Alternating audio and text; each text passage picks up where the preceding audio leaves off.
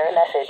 The National Weather Service in Cleveland has issued a severe thunderstorm warning for Summit County until 5:15 p.m. Eastern Daylight Time.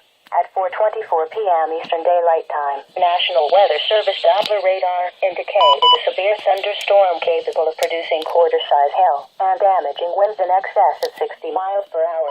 This storm was located near Barberton and moving northeast at 20 miles per hour.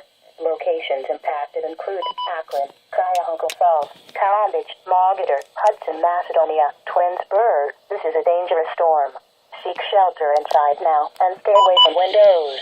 Repeating, a severe thunderstorm warning has been issued until 5:15 p.m. Eastern Daylight Time for the following county: Summit County, Ohio,